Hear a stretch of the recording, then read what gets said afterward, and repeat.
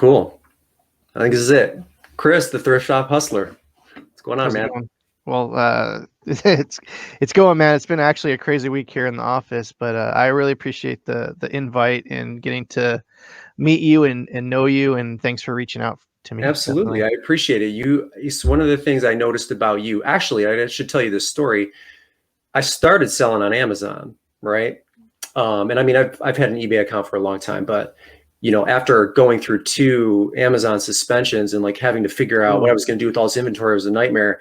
I never really took eBay seriously. So when the second when the second suspension hit, I was trying to shovel everything over to eBay, but that's when I went to YouTube, and this is before I even knew like that people were doing eBay haul videos, and this is how well you could do on eBay and all that stuff. And some of your videos were the ones that came up when I was first like, what am I going to do? This is like brand new inventory, but eBay like has such a big used market. Like, how am I going to make this transition? A lot of your videos came up, so you were one of the originals that I was watching.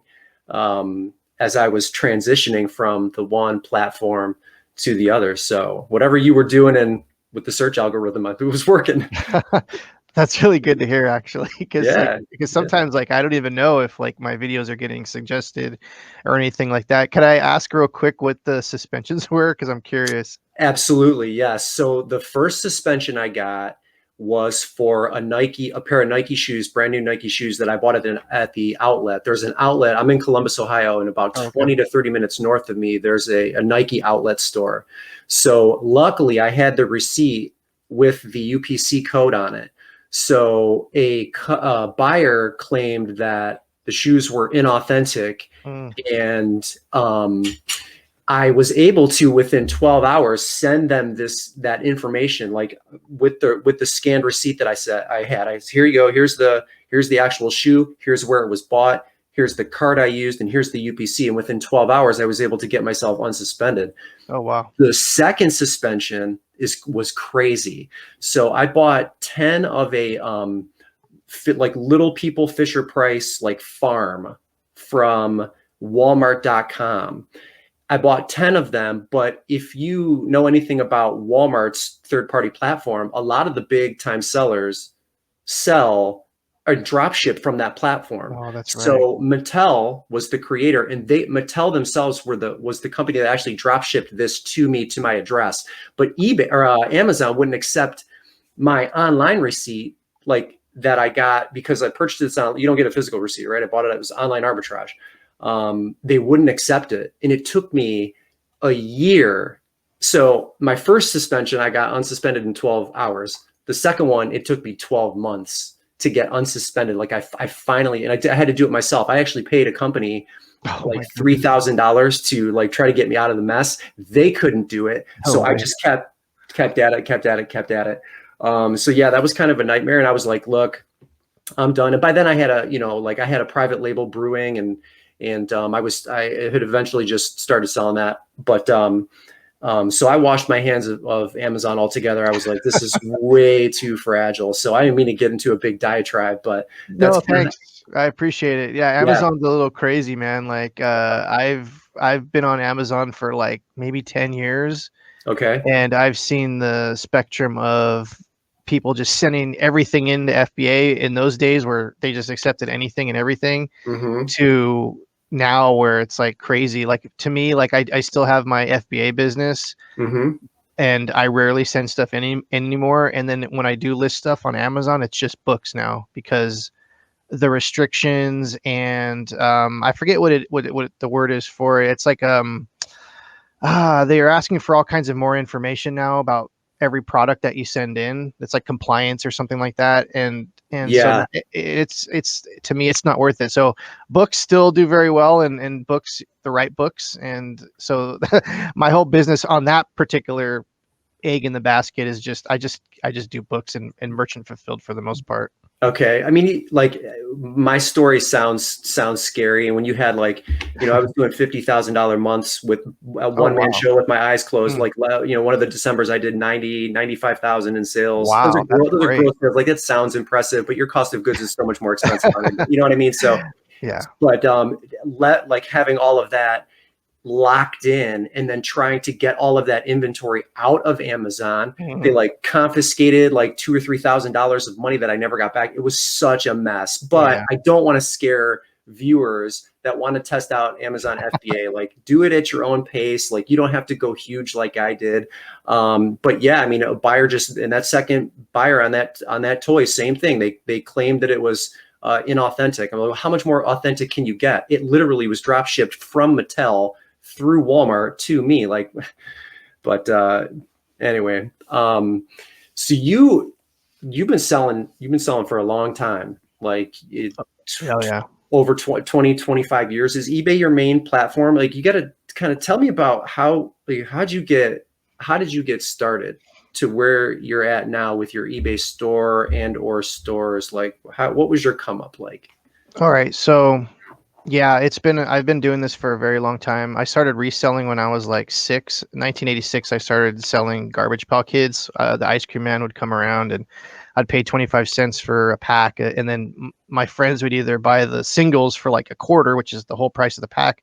So I just snowball it. So I learned at a very early age about flipping and about like, where are you at? Where was this at? oh, this is outside of Los Angeles, Oh, California. so you've been in California all your life? Oh yeah. Okay, Yeah, I've been gotcha. here in California all my life. And that has snowballed into everything. And then when I was 8, I got into baseball cards. My dad used to take me to the swap meet, and I had my own table at 8. Between 8 and 10 is when I did that. So I learned a lot about customer service and all that kind of stuff, like at a very early age. Cool. And then eBay came out in 1995, and I was like one of the very first people on eBay when it was weird. It was almost like a message. I don't know if you remember the 90s message boards, but eBay first started as like kind of a weird message board I do. thing, and then it turned into the thing that it is today. But I started eBay very early because I saw the potential there, and I was like, oh, I can actually sell, my collectibles, which at that time were Beanie Babies. Those were just starting to catch crazy fire. That was actually some of the first things that I actually listed on eBay was Beanie Babies, and God, how that whole genre has turned around. But that's where I started in the 90s. I sold Pokemon cards, vintage Star Wars figures, and video games in the late 90s and the early 2000s. And I saw like all those whole industries turn into this crazy behemoth of things that are today. I remember being, really young and knowing that video games were going to be our generation's baseball cards, Right. because the 50s cards, the parents just threw them away. And so that's what caused the scarcity of the cards today is there's not that many of them there, and there's not that many of them in good condition. I knew that was going to happen with video games. Now, I sold my whole collection in the early 2000s, which was like a huge mistake because some of those games have 10x, in the last 20 years. 20. So that's basically where I started. I mean, I was on Yahoo Auctions in the 90s. I remember when eBay first started, there was actually 2 other online auction houses. eBay wasn't the first one. They were, in my eyes, the third one. And it was the weakest of them all. And like, look at it now. It totally dominated even Yahoo Auctions. Yahoo Auctions even had to close shop. So, but that's basically my story in a nutshell. Yeah, eBay. you're from a card perspective, your come up is like really, it kind of mimics mine. Like we'll talk about Garbage Pail Kids and that whole thing here in a little bit. But that's exactly how I got started. Garbage Pail Kids. I can remember a little corner store in Lakewood, Ohio, that I went to and seeing them for the first time. And again, it was before baseball cards and football cards. I got into that after Garbage Pail Kids. That was definitely like my foray into cards as well. So it's very, very similar how I was trying to remember. I'm like, was it backwards? Like, was I into baseball and football cards before that? I was like, no, I remember seeing that first pack of Garbage Pail Kids and my mind was blown. Like parents were, petrified, but the store had it, right? The packs were a quarter. So, yeah, that was exciting. And to see where it is now and kind of where the future is with the whole digital thing that we'll talk about, is going to be important for resellers, I think. So I was going through your catalog of videos. You've been talking about Bitcoin for years now. You were talking about this, this NFT stuff a while. You're really the only one of the eBay like resellers that I noticed was talking about this stuff. So, but before we get to that, so I see your, I don't know exactly your affiliation with the American Cancer Society.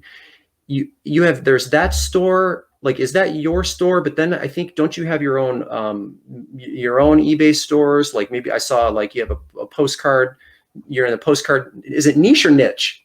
I say niche. Other Niche. people say niche. I Yeah. was told by an English professor, whatever, many years ago that it's niche. Niche. All right. But it's like culture. We'll go with it. Some people say niche. I say I've always said niche. Just Uh-huh. it just felt right in my mind. So Yeah. I'll juggle it. I'll say t- it's one way. tomato. That's all I'm gonna say. Absolutely. Right. So how's that all work? How do your eBay stores work? So I'm the e-commerce manager for the American Cancer Society. I've been here for about 2 years. I was hired on when their other eBay manager left to another city.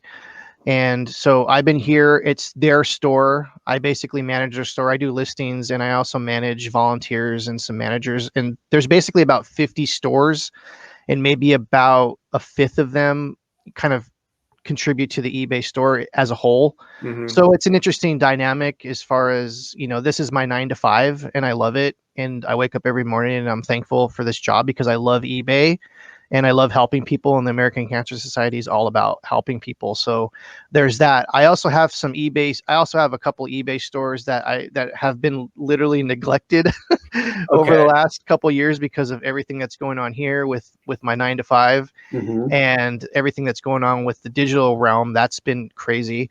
But yeah, I do have a postcard store that's dedicated to strictly postcards. I got into postcards maybe about 2 years ago very heavily. I've always been into postcards since I was very young. I've always find them intriguing and fascinating, just mainly because of the history Mm-hmm. aspect of them, because you could flip them around and sometimes they've been postmarked from like 1900s and there's a story in a stamp, and like it hits so many levels of me for postcards.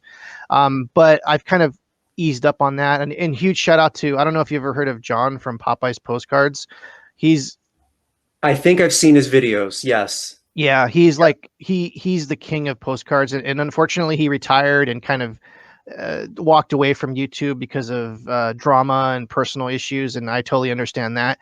But he was like he was like a mentor to me, like how to get set up, how to do it right. And then I took his ideas and I kind of twisted it into what works for me, because one of the things that I can tell your viewers that you can learn all this kind of stuff on YouTube and on online and online courses and all that stuff, but you're going to have to figure out what works for you, because there's no cookie cutter business in this business. Mm-hmm. You're going to have to figure out exactly what you're doing. But that's basically what's going on with me. I mean, I do have some personal eBay accounts that I like I said, I haven't been posting postcards in a while, and I just basically run the eBay business for the American Cancer Society.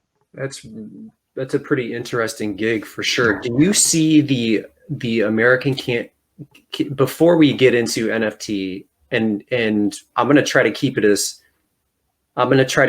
like basic as possible, because I don't want people to think that like this is so far out of the realm of Mm, for what a reseller should be focusing on, that it just like discourages somebody, because it really is not that difficult to understand once you wrap your mind around it. It's just another.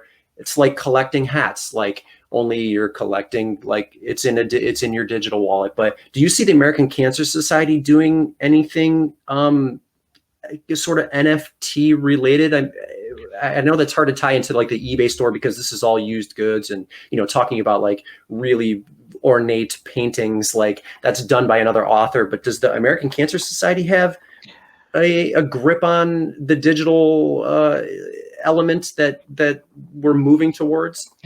I'm gonna say a quick no, just because a lot of nonprofits and organizations and companies, they don't fully understand the power of the blockchain quite yet. Hmm. It's not really been popularized or kind of accepted, and I haven't had that conversation. And I don't know if you've probably experienced the corporate world where there's a lot of no's You know what I mean? Like there, you Sure. rarely hear a yes. There's a lot of no's in. I'm not saying in this particular nonprofit, but I've worked for different corporations. I was in post production for 15 years before I had this job. I was an editor. I worked on Netflix movies and shows and things. Oh, really? And I didn't know. That's interesting. in probably 2013, 2014, I approached my bosses to say, hey, we should mine Bitcoin. Like this thing is going to be really big, and we have all these servers and all this server space that are and all these machines that aren't even being used. Why don't we do a little mine? And they laughed at me, like literally laughed me out the room. And I look back at that. If they would have took me up on that offer, they would have been billionaires. We all would have been like millionaires if Yeah. we would have did that. But of course, the thing is with new technology, people sometimes just don't have the foresight.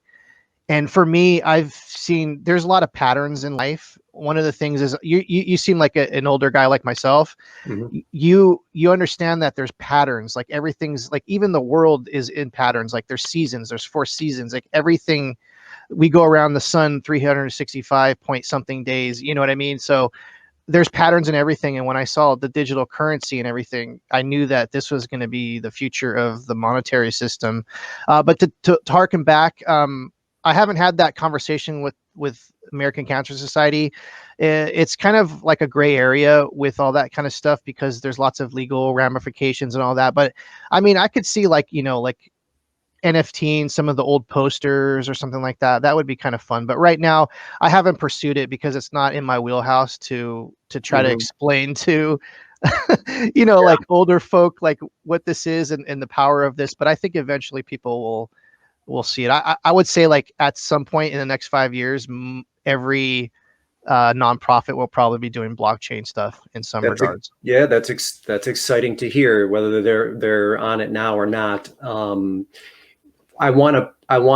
So in talking about how we both got started in trading cards, which was Garbage Pail Kids, not only was that my like entry into trading card markets in general as a, 6, 7, 8 year old, however old I was. Garbage Pail Kids is also my first entry into, and they're not the first to do it, but just my first entry into the NFT digital wallet, atomic assets marketplace. So for resellers, where I think this is going to become important, and I'm going to let you kind of explain because I want you to talk about the video where you said you made $15,000 trading digital Garbage Pail Kids.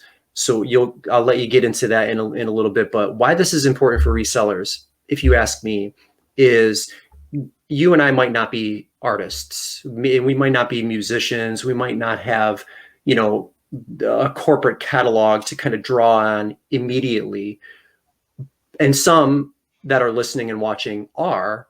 But if you're not, you might have a family member. Like I think of my oldest daughter, who's only 10 years old, but is like highly artistic and not at like I'm just playing around level.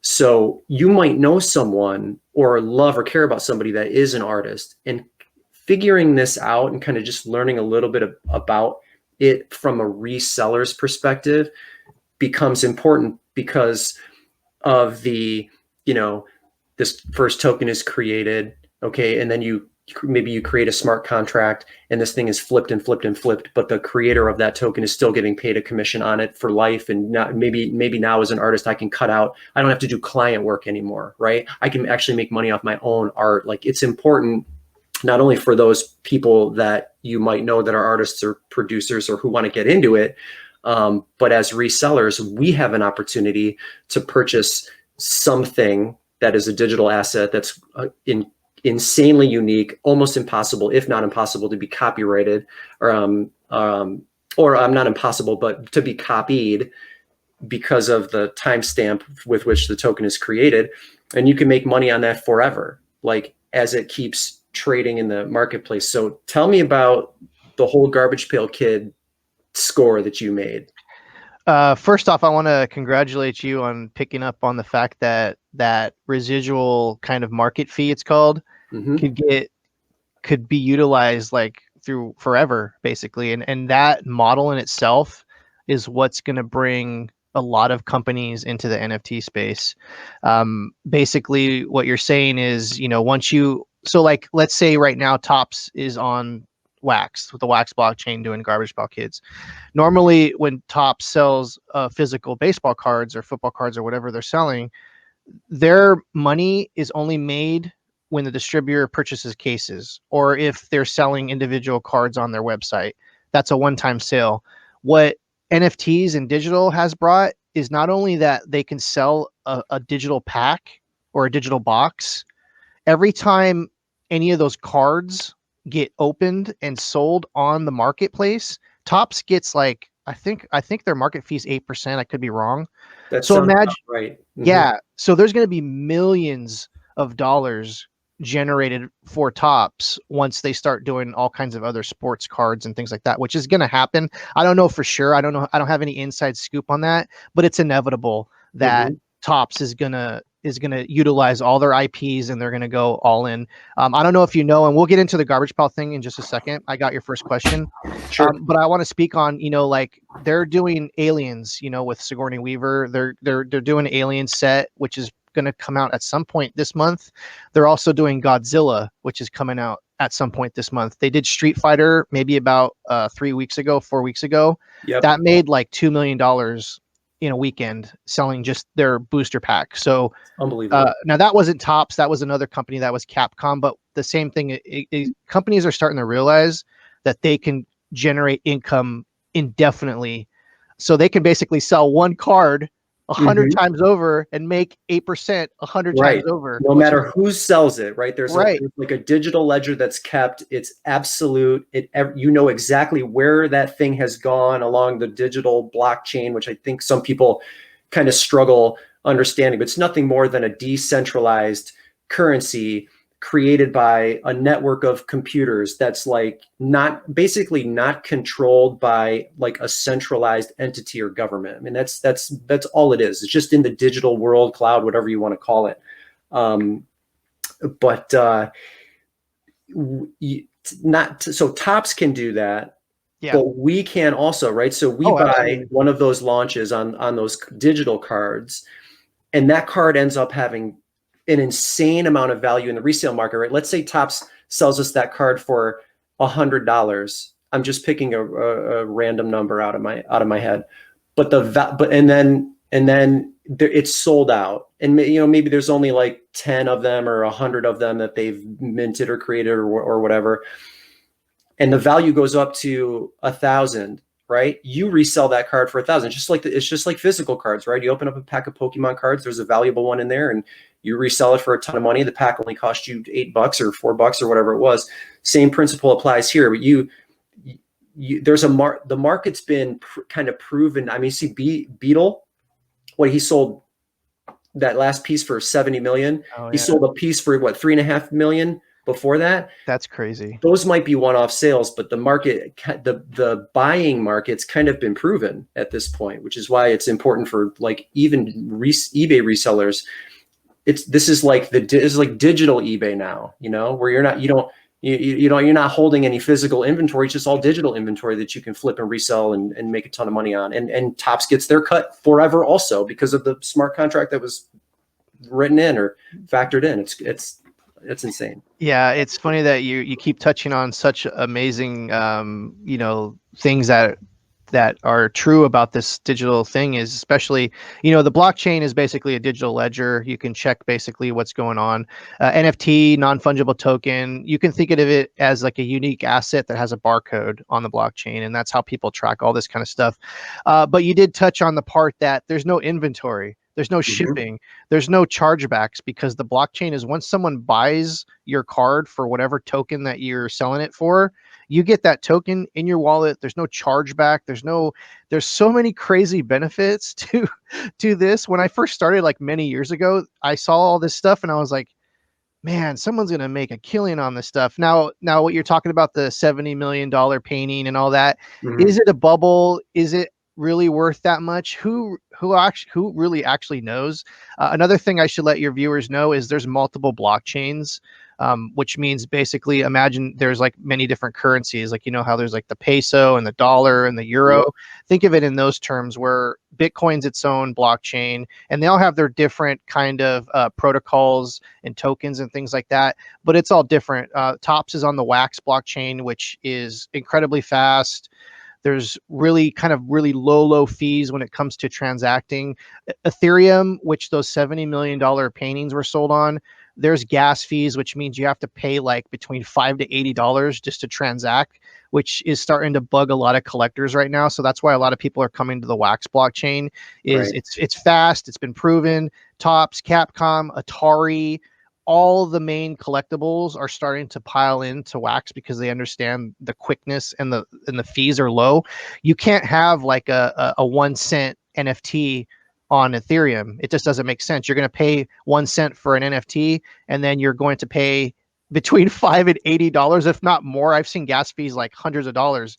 That doesn't make any sense. It doesn't make any business sense. That's why a lot of people use Wax, because their fees are like literally fractions of a fraction. Right. Pennies. You basically pay, it's called RAM, which is Hmm. basically like a tiny portion to transact on the blockchain, so people don't spam it. If it was free, it opens up people to kind of just like produce millions of something, you know, and there's no consequence. So that's why it's a little kind of thing for that. But yeah, so let's get back to, you were talking originally about the Garbage Pail Kids. Yeah. um when I first saw this, it was last March of 2020. You know, the pandemic was in full swing, and you know, people were home, and I saw a Twitter post about like, oh, Tops is going on the blockchain, and to me, like a light bulb just went bing above my head. I'm like, wow, this is big time. Like, not only do I love cards and collecting cards, and this is part of my history of a reseller, they're doing Garbage Pail Kids. And not only that, they're reprinting the first series of Garbage Pail Kids, which a box of physical first series goes between $25,000 and $50,000 for a sealed box of series one. So I was just like, oh man, this is a no-brainer. This is my wheelhouse. So that's how I made a lot of that money. Is I bought a ton of packs at $5 a pack. Those packs right now are about 225, 250 per pack right now. You're talking about the digital unopened pack. Yes, the Yeah. digital unopened packs, the series one. Yeah. And there was like a mega pack too, which I think housed like 30 cards in it. And Hmm. those were for sale for $25. Those are going for like between $800 and $1,000 a piece now. Man, And anyone could have bought those. Those things didn't sell out right away. Those were up for like 48 hours because that was the very first thing that was, you know, Wax was doing. That was a major IP. hmm. And a lot of people just didn't even know about what was going on. But people like myself that were savvy enough to know, like, oh my God, we're having another one of those cycles again. This is going to be the future. I knew it was a calculated risk doing Yeah. that, buying like a couple $1,000s worth of digital packs. Like, people would think like, damn, this guy's crazy. Like, this is their digital cards. Like, they're worthless. There's a lot of people that think like that. But anyways, I ended up selling, you know, a lot of those packs on eBay of all places, which was Hmm. actually pretty funny, for like between $25 and $60 a pack. I had like maybe 400 of them, and that's where a lot of that money was made. And then I ended up taking that money and putting it back into the Wax blockchain, buying other projects that were coming out that weren't major IPs, like different kind of small house artists and things like that. And Hmm. then I was able to kind of buy and sell all this stuff with that with that kind of initial seed money. So that's basically what happened with the whole Garbage Pail Kids and how I got involved with the Wax blockchain. I mean, it's pretty remarkable. So how the Garbage Pail Kids. So I did a video. You know, my viewership. Every now and then I'll try to throw something in there to like. It's a little bit different. This might not be your wheelhouse, but it's something maybe new for you to learn if you're interested in it. So I unboxed one of the Garbage Pail Kids Sapphire boxes. Oh wow. Yeah. So I bought one and unboxed it as one of my videos, and then I had somebody reach out to me, like, and made an offer on one of the cards, and he was like, "Yeah, man, no one's going to buy this card for that much. This physical card for that much money. Food Fight's coming out in a couple of weeks," and I was like, I hadn't really paid attention to like the next release, which was Food Fight, and while that, you know, that's way more available in the Walmarts and Targets of the world than Sapphire was, which was just Tops 582. Montgomery Club. There was a card in those packs that had that digital code on the back. And you usually, like, you open up a pack of Pokemon cards, like the first you just toss that. You don't go online to do any of the, online playing, or most people don't, at least. I'm making the assumption. I felt the same about those cards, but I held on to those Adam Appetite cards that had the digital code on the back. And then I was like, I joined a couple of like the Garbage Pail Kids marketplaces because I'm watching Sapphire, right? Because Sapphire they only made 17,000 boxes of Sapphire. And there's no talk of them ever making it ever again, which would make even the base cards extremely, assuming the bubble doesn't explode, which, it will at some point, but I don't know that it has to with something so rare like Sapphire. So I got it to the marketplaces and people were buying the codes, and I was like, should I be the 90% that like wants to trade the code for the one card I need, or should I be the 10% that's like, look into this and kind of figure it out? And so I did. I unpacked all of the cards, went through the process, set up my Wax account, and so now I have like a base set of 30 or 40 cards that I've just sort of unpacked, and that's how I started to learn about it. Now, whether those cards end up being valuable 2 or 3 years from now, I'll sit on them and hold it and see how that goes, and then but what I'm really waiting for, because again, I want to ask you a question as I get through this thought. Do you listen to Mark Cuban when it comes to blockchain and him talking about NFT? Do you pay attention to him? Tell me yes or no, and why? No, because he was one of the first ones that poo-pooed on blockchain early on. See, like an elephant, I never forget. I've been in this space in 2012, and when I hear him talk about Bitcoin or try to be an expert, it makes me laugh, because literally like 2 years ago, he was anti-blockchain. So it kind of makes you wonder, like a lot of these, even Michael Saylor, who's like, if you know anything about the space, he's like I don't know exactly what he does, but he's like a CEO of a company that he bought a bunch of Bitcoin maybe like last year to hedge against the inflation, the 15% a year inflation on the dollar. And his company is worth, a couple $1 billion now because of that. Anyways, when I see someone that flips like that, I mean, it's great that they're excited and they're now into what's going on, and they kind of get it now. But it's also like, are you going along with just the trend? Or are you genuinely like interested in the thing? And I think a lot of these CEOs, including Mark Cuban, they kind of were shown the way. And what I've noticed is from my interactions with different, company heads and different people like that in that level, is when they don't understand something, they will totally shun it. They'll totally, badmouth it or whatever, because they don't understand it. It's like everything else, change is kind of, people are kind of like, ugh, what is that? I don't like that, without even knowing what it is. And I think that's what Mark Cuban is. But it's good to see him, embrace Bitcoin, embrace cryptocurrencies. And he's a good spokesperson for your average Joe that just likes basketball, is kind of like curious about what's going on. And he's all in with NFTs, which is actually pretty funny. So that's my long answer to the Mark Cuban thing. Sure. I feel like because he's an NBA owner, so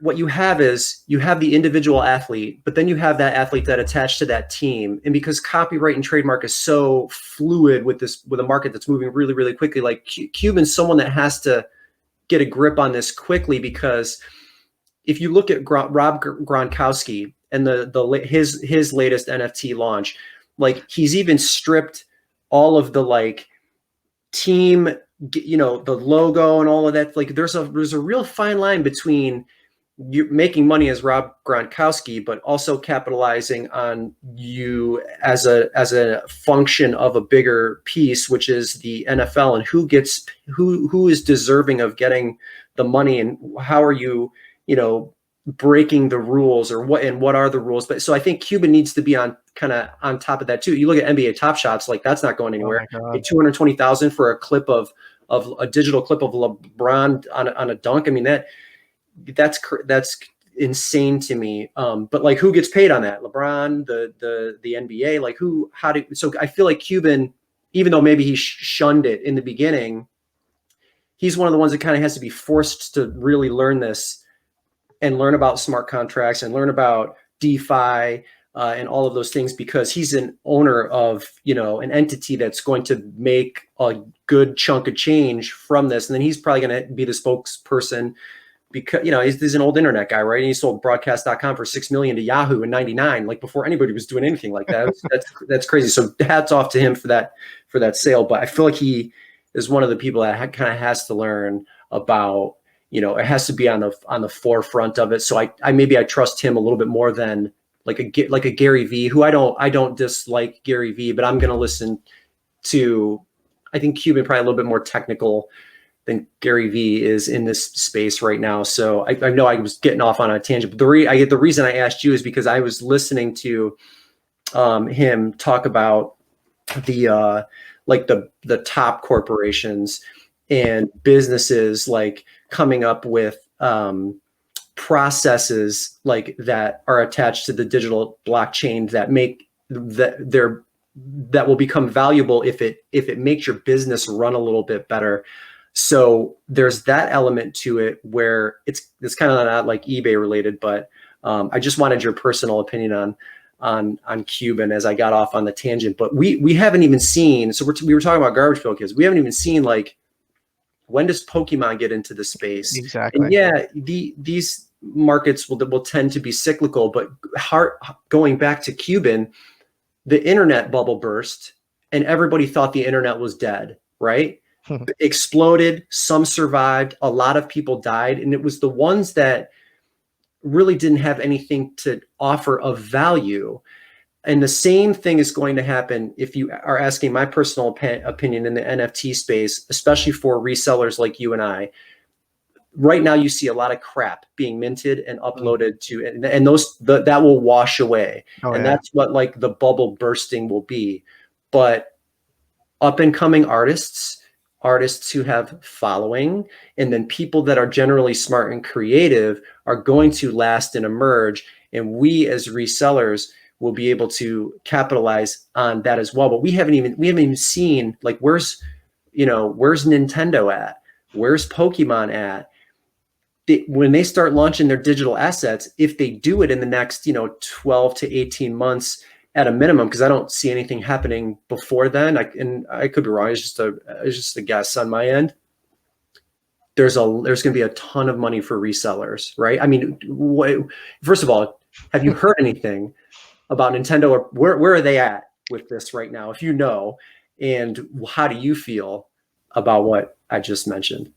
Yeah, I have no idea about Nintendo or Pokemon. I'm sure every single major IP is looking at this right now. It's a no-brainer. It's like on every Twitter feed, and it's now on mainstream news, and people are talking about it. One thing I want to touch on that kind of like when you were talking about that stuff, what's interesting about blockchain and cryptocurrencies is the native the native tokens could appreciate in value like stock. So it's not like you get $100 for a card and you have $100. You could possibly have $1,000, $10,000, like in 5 years, if that if that token or that stock, you want to use old school terms, if it appreciates in value. And I think that's what attracted me to Wax originally, is when I first got in, Wax was at 3 cents. It's like at almost 30 cents now, 25 cents. I haven't looked this morning. I always look all the time too with my portfolios because it's so exciting. It's like the first time for me. I'm 40 years old and I've always been in the stock since I was like 8, but I was never had enough money to buy a stock, like you mentioned, I don't mean to cut you off, no, but go ahead. This is the stock market for disenfranchised, like stock market for degenerates. This is what it is, right? Yeah, it's anyone can get into it. Like I said, some of the NFTs on Wax, they're like a penny. 5 cents, 25 cents. And to kind of touch on what you were also talking about before, is you made a very good point. Like if you like, here's the thing, like we don't know how much of a bubble this thing's in right now. It can go to zero technically. But if you kind of hedge against your bets, like if you say like I'm only going to collect Topps NFTs because Topps is such a well-established brand. I think for the new person coming in, that's a great kind of play or game plan to do. And if you have some extra wax or if you have some extra crypto, go, buy an artist that you like. And that's, it comes back to like everything, like in cycles, everything that, so before, buy what you like, collect what you like. And then if it goes up in value, good for you. You made a little bit of money. If you go into this thinking like, oh, I'm going to make money off this, that's where you get burned. That's when you lose. So my advice is definitely, if you're going to get into this, for one, get IPs that are well established, like Topps, Capcom, and all these other brands. Get on wax. I mean, of course, but also like kind of think about, not putting all your money into something that's unknown. You kind of want to and collect what you like. So if that artist becomes, the next Picasso or whatever, you're in the driver's seat and you've supported them from the very beginning, which is also its own little reward. So yeah, that's kind of basically my thoughts on that. Yeah, it's really like, it was overwhelming. It was only overwhelming to me because I would see a bunch of thumbnails about NFTs and a lot of scary words like non-fungible token, cryptocurrency, Bitcoin. That sounds, and again, you have a lot of like, hucksters that want to capitalize on the movement for views and all of that stuff. I feel like those people are kind of, I don't want to say it's the market's flooded with them. I think a lot of people are generally trying to help others, but because it's so new, and for somebody that, it's like, got one more thing I have to learn that's scary, and I don't want to touch it. There's like a lot of that. But when you really break it down into digestible chunks, it's so easy to understand.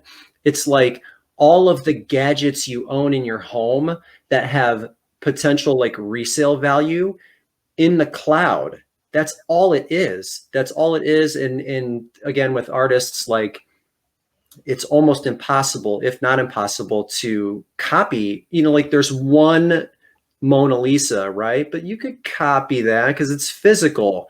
You can't copy the digital original Mona Lisa. You just can't. And people are recognizing that there's value from a buying standpoint in that marketplace. And so like reselling, like eBay reselling 2.0 or 3.0 could be that. And this is another thing too, for older eBay resellers who like want to kind of move away from all of the physical work that it takes to list and ship and get post office.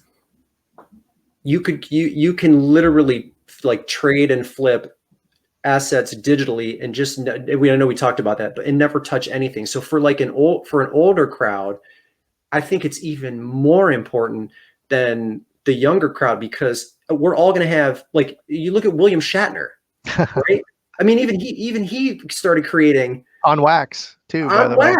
And it was popular. It was popular. Like, there's a lot of people out there that probably love William Shatner, who, by the way, is Michael Myers. I know a lot of people might not know that. Did you know that? That's his. The Michael Myers mask is just a silhouette of William Shatner with the eyes cut out. No way. Yeah, that's funny. It's look at it. Look at the mask next time you go, oh my God, that's Captain Kirk. The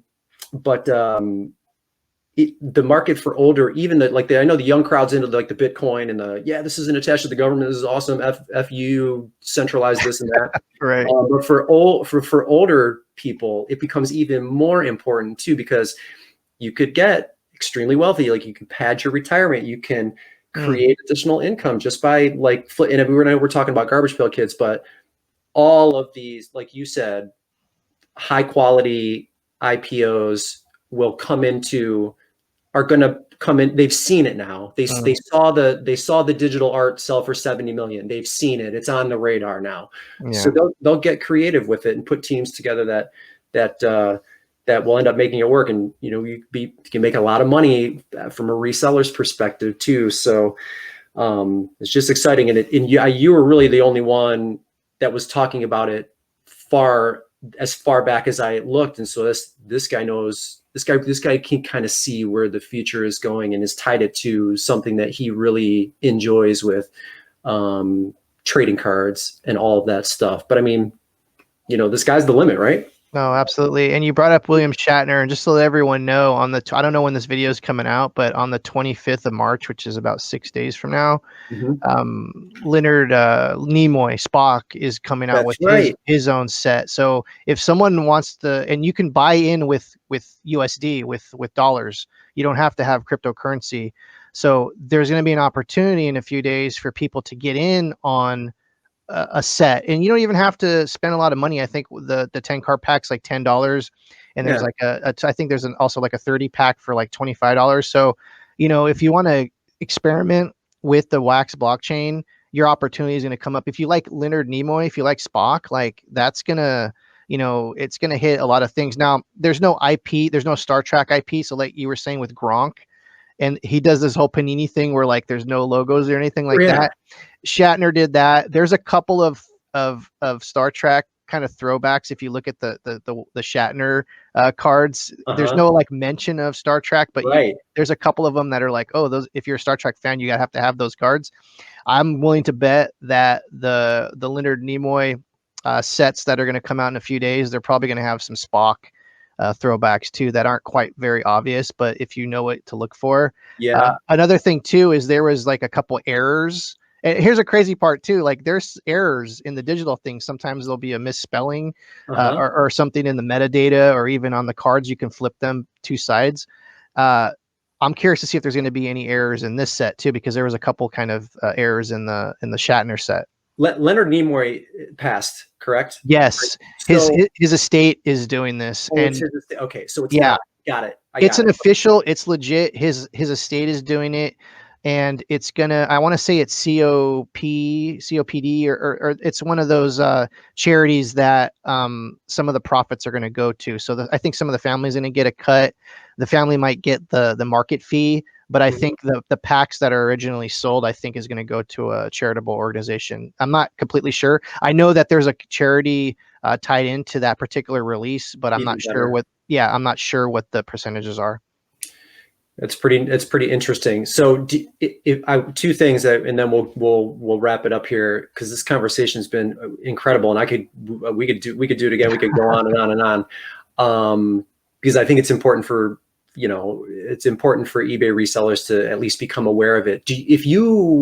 If someone that's watching this, or that like stumbles upon this video, wants to learn about how to get started, like kind of like an NFT or like a wax for dummies, like what direction would you point them to on the internet, or do you have something that they can watch? Like where can we get somebody started that isn't like so super scary and technical that they're like, I just can't do it? I don't have any tutorials. I thought about doing that, but every time I talked about crypto on my channel, like YouTube would blacklist me and do all Oh, kinds. is it like that, Yeah, really? it's like that. I mean, I don't know if it's like that now, Yeah. but I remember when I started talking about cryptocurrencies like 3 years ago on YouTube, the YouTube would act all kind of funny with the algorithms. But you can basically look on YouTube. There's tons of great tutorials already on like what is the Wax blockchain, what are blockchains, and that's what I do for anything that I get into, anything that I don't know about. I'll go dive into YouTube. There's plenty of information there. Now you got to take everything with a grain of salt, of course. I mean, always look to see like how many subscribers, what, you know what I mean? Like, because Sure. sometimes, the information, like you said, there's a lot of people that jump into crypto just because it's popular right now and NFTs are popular. So they're like, oh, I can make money with ad revenue on and get views if I just talk about this. And sometimes those people don't know what they're talking about. So just kind of do your due diligence. I think if your viewers kind of dive into YouTube and go to blog posts, they'll be able to figure it out. Like you said, when you first look at this cryptocurrency thing, it seems a little overwhelming and daunting and all that, and cumbersome and confusing and like all these crazy words. But once you start to kind of get past that layer of kind of weirdness, you Hmm. start to understand that this is a pretty amazing technology. And I wouldn't be surprised if the governments of the world start to like create their own kind of cryptocurrency, digital currency, especially with everything that's going on with the money printing right now, which is I don't know if you've ever seen like the amount of money that's been printed over the last 2 years, but I've seen it.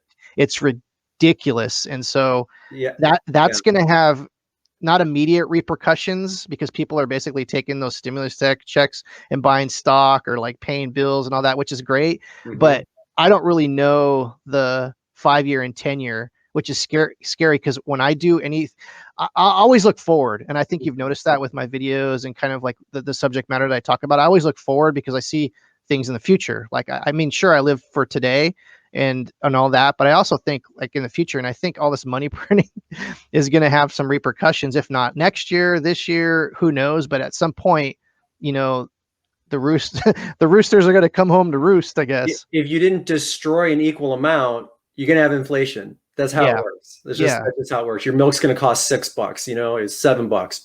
And real quick, that's what bothers me about UBI is for those that don't know, universal basic income. Have you heard of that before? No, I mean, probably, but I don't, you're going to have to explain it to me. Sure. So UBI is, I think Michael Yang, he was like a presidential candidate last year or the year before. His whole thing was UBI, universal basic income, which means that every human on earth gets a stipend or like a paycheck every week for just basically doing nothing, which to me, he may have brought that up on Rogan's podcast. Right. So watch that. So my problem with that is when you start giving people free money, it just makes more money spread around. So like in theory, it sounds great. You know, someone that doesn't have that much money is going to get $1,000 a month. Great. They could buy milk, eggs, all this kind of stuffers for their family.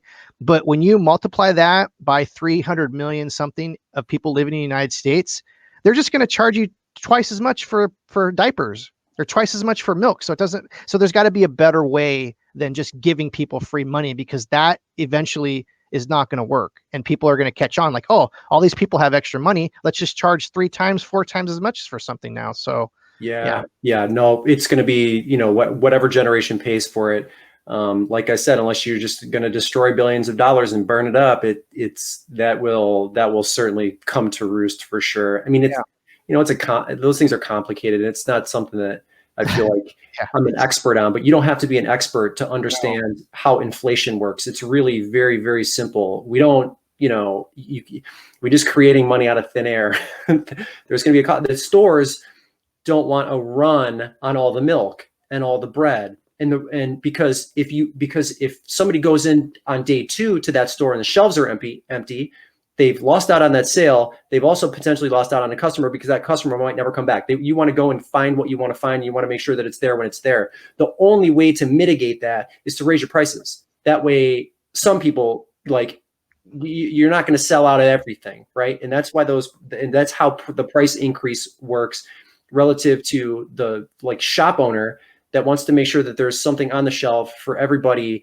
every day. It's why when you walk into Walmart, the shelves are full every day. If you walk into Walmart and you can only find half of the things you need half of the time, you're going to get annoyed with Walmart and you're going to go to Target or wherever it is you do your grocery shopping, you know, whatever's local. So you raise your prices. So there's no run on all the milk and there's no run on all the bread. And that's a function of inflation. But we're getting way off. But let's go way off too a little bit. But I mean, there's even a bigger problem here. Like, you know, empty shelves are bad for the consumer and bad for the retailer, but it's also would raise crime too. Like, someone that can't get something is going to take it from someone else. That's just human nature. So there's all these layers of consequences to what's going on. And I pray and I hope that, like, as a society, as a human race, that somehow we figure out how to work throughout this monetary policy and everything, because it's going to have repercussions down the road. Not just, oh my God, I couldn't get milk, but someone's going to get robbed and someone's going to get killed over milk at some point, over water, over fresh water. So I hope it doesn't get to that point, and I hope that, you know, we work it out. But I feel good about the future, and I think the cryptocurrencies and all that kind of stuff, they kind of help with that. Sure, there's a lot of problems and there's a lot of this and that with that whole situation, but I think it's all going to work itself out. And, you know, I'm actually pretty positive about the future. I think we're going to have to go through kind of like a hard time first before things get better, for sure. One of the silver linings, if you ask me, of the outcome of the coronavirus is we've got legions of people now. Everyone before the coronavirus, did half of Americans even know who their mayor was?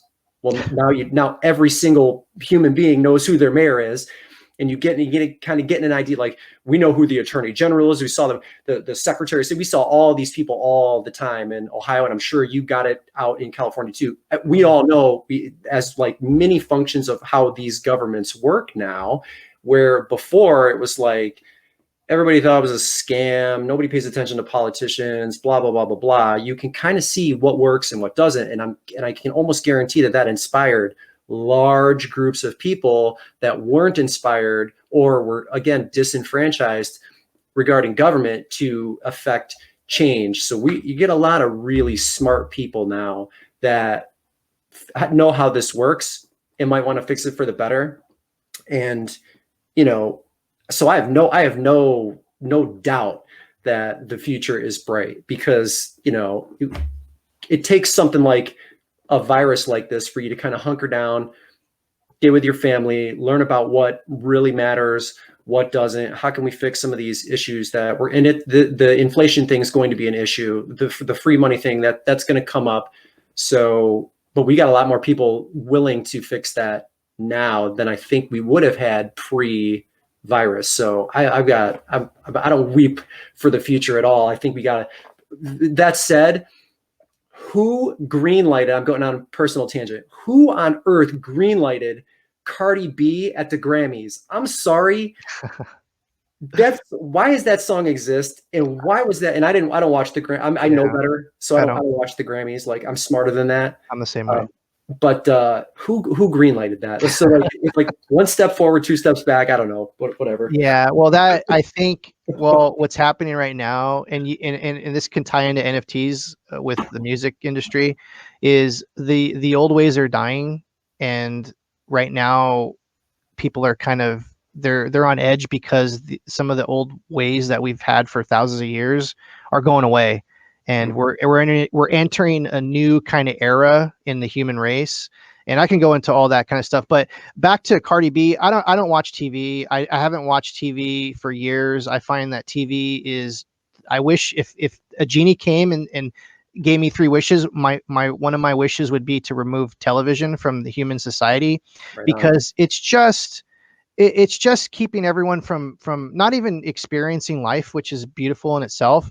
But people are becoming like couch potatoes, and they're not motivated to fix any problems. Sometimes people's lives are like ruined because instead of trying to fix something or fix a relationship or something like that, people would rather watch Cardi B do whatever she does, and she doesn't pay your bills. That's one of the things about sports that I never get. And trust me, I love sports, I love baseball, but it always got to me where people said my team, like, and they would get into fistfights in parking lots over football teams, and I'm like, these people don't pay your bills. Like, why do you even care what this team wins or loses? Like, it's bull crap. Like, people need to wake up, to be honest. But anyways, back to NFTs and music industry. That's going to be another thing too. Is there? I think it's what is it? Something of Leon. There was a band Kings of Leon.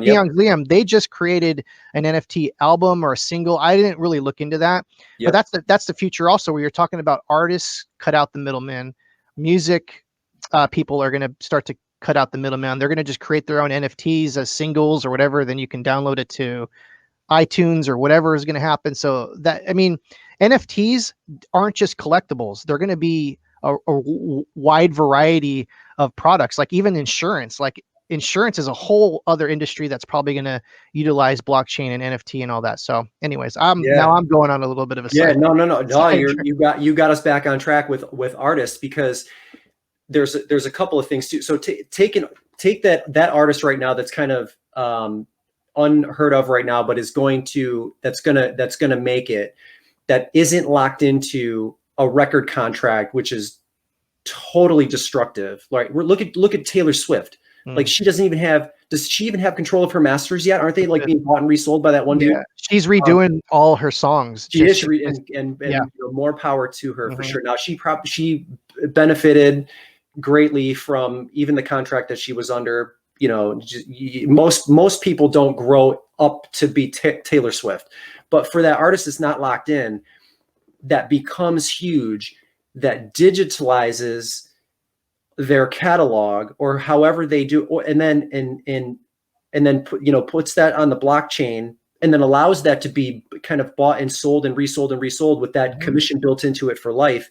Yep. That is going to change a lot of people's lives. I mean, just an insane amount of like this. And when you're at that level, you're small time. We're not talking about big proven IPOs and brands that are well established that we know is going to come up with something interesting and unique. It's that person hiding in the wings that is going to become big. Like, I think that's how someone discovered Halsey from, I forget where she was uploading music for, like, but imagine Halsey like doing that, but way before contracts and all that stuff. And then now, two things for resellers, garage sale season is going to be insane. For people that like just love going to shows, concert season, when that comes back, that's going to be huge. Selling your tickets and having a experience element built into the ticket, which I think is what Kings of Leon did. They did something where they attached some type of a like human connection element to it. Yeah. Yes, that's the future for not just the established artists, but for the one that is going to hit that home run, but stops before they get to RCA or I don't even know what record label still exists, Columbia. Like, before you get to their doorstep, get that stuff up on the blockchain. You control 100% of it for life. And if you become huge and that stuff starts selling like hotcakes, you're paid forever. We've never seen something like that. We've never seen it. And you mentioned concert tickets, like the blockchain creates digital authenticity too. You're not going to get scammed by a scammer because you're able to see that this ticket is on the blockchain. This is its corresponding asset ID number. Yep. You can check it against the blockchain. It's fake or it's not. It's another layer of why I think NFTs are going to be the future. Cuban was talking about homes, like when he buys a home or he does something like that, all this paperwork and like the wire transfer money, and it takes forever.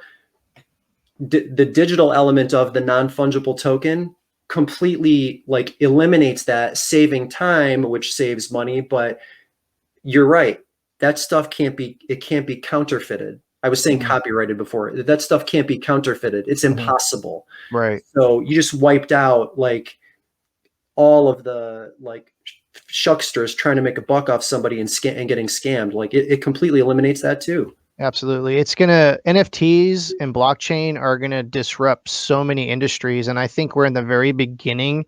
Bitcoin's been around since 2008, but I think we're just still in the beginning. To be honest, I don't think the train is, Bitcoin's like almost at 60,000, which is ridiculous to think about. But I honestly think that the train has not left the station with the possibilities of what we're going to see in the future. I really believe we're heading into sci-fi world, and we're just starting to see the beginnings. I wouldn't be surprised if people are flying around and all that kind of stuff, like in the next 10 years. And I'm not talking like, jetpacks and all that kind of stuff. I'm talking like UPS drivers being able to float packages to, and not even like with drones. I'm talking like with magnets and like all kinds of crazy like technology where people are going to be moving stuff around.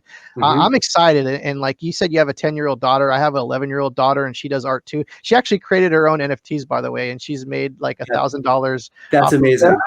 Which is insane. That's how I got here. Yes. Yeah. I thought about, I was the Garbage Pail Kid. So first, getting to Garbage Pail Kids, it was Pokemon before that, because she got a box for Christmas, and we unboxed it, and it had the Rainbow VMAX Charizard in it. Oh, that! So I sent it to PSA. I had it graded. We sold it. Oh, nice. What did you get? What grade did you get? So it was a mint 9. That's not bad though. I sold it for $450, but the day it sold, it was either the day before that PSA announced that they were like tripling their prices because they were still backlogged, and like the law was a few weeks ago. Yeah. And so I was like, okay, that's why it sold, because I think that what that did ultimately for again, smart buyers, was it raised the value of the cards that had already been graded, because you just buy it right there, let it appreciate. Like, I think the PSA 9 mint Rainbow Charizard VMAX from Champion's Path is probably now at 500. Like, he had instant equity right when he bought it. So, but but it was from that we got like, and now like we're watching all these people open Pokemon cards on YouTube, It's and it's fun. crazy. She's into it, so I'm into. I was never into Pokemon, Yeah. but I am now because of her, right? I kicked myself for having I was into Pokemon in 1999. I never played. I was always a sports card collector, and I Yeah, saw that people were into this, and I bought it in that kind of vein. sure. I tried playing it. I couldn't understand it really. But I had all those Charizards, those shadowless like hollows back in the day, and like people just like threw them around and played with them. And I think that's why some of the value is for now, is because a lot of people played with them and did all that kind of stuff. So I think that's pretty funny. Yeah, yeah. I mean, did you see Logan? Did you see that Logan Paul? Yeah, he came up with his own NFT too, which is pretty interesting. And you Yep. see a lot of like celebrities are coming in to do a cash grab. So Yeah. it comes back down to like you want to collect what you like. If you like Lindsay Lohan or whatever and you want to Mhm. buy her NFT, good for you, but you got to watch out for that kind of stuff because just like the YouTubers, there's going to be a lot of people that are going to come into this space for the quick buck, for the, what is it, the quick dime or whatever, or Yeah. the quick nickel or whatever, and they're going to come in. So just be warned that do your due diligence if you're going to get into this hobby for sure. Are you a I'm getting off of No, the fine. off We're of the good. NFT topic. Are you a do you do garage sales in your area? Are you a garage seller? I used to. I mean, ever since the pandemic, whatever. I mean, it's kind of been Yeah. weird. It's even. I went to a restaurant for the first time in a year a couple days ago, and it was weird to sit down in a Mexican restaurant and then them put the chips in the Oh yeah. table, and then you're like, should we touch the chips? You just Should we like dip them in the salsa? Like, because it was with a group, right, yeah. of coworkers, and it was just so weird. But I think we're gonna get back to normal. But yeah, I don't know. I feel like we're gonna because garage sales can be done pretty responsibly, spaced out, depending on your area and how Yeah. the garage sales are set up. I feel like there's gonna be a nice little explosion because like, even the church sales that Oh I yeah. relied on last year, they all canceled. Mm. We've So noticed a huge uptick. I work out of a thrift shop here too in Burbank, mhm. and I've noticed a huge uptick in sales over the last year. People want to get out. They want to shop. They have extra money because the government's been printing it like Good crazy. point. so Right.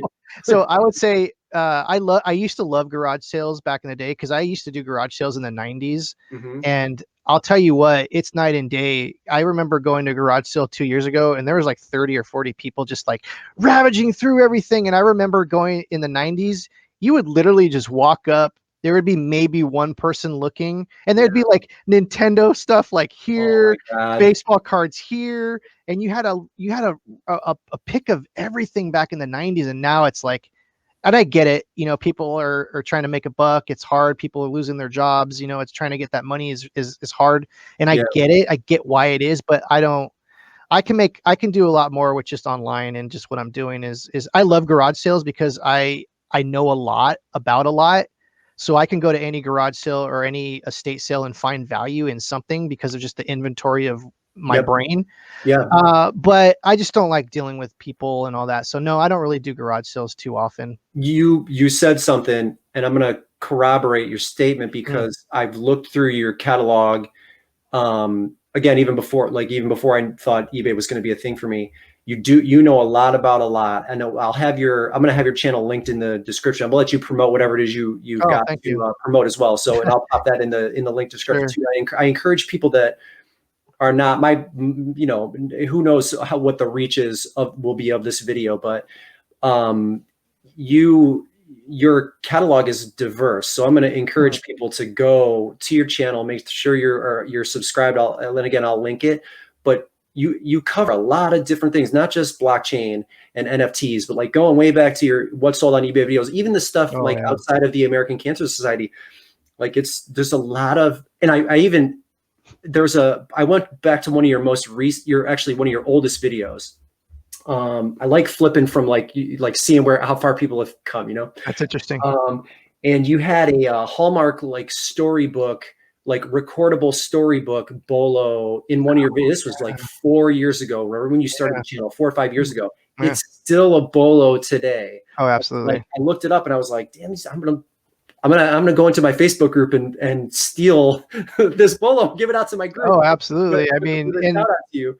because it's still a bolo. So I'm going to encourage people to check your channel out, because there's a lot on there, and I don't mince my words. If you like follow me, and my followers that watch me know I'm kind of I shoot straight from the hip. Like, I just tell it like it is. That's good. So a lot of good stuff in that catalog.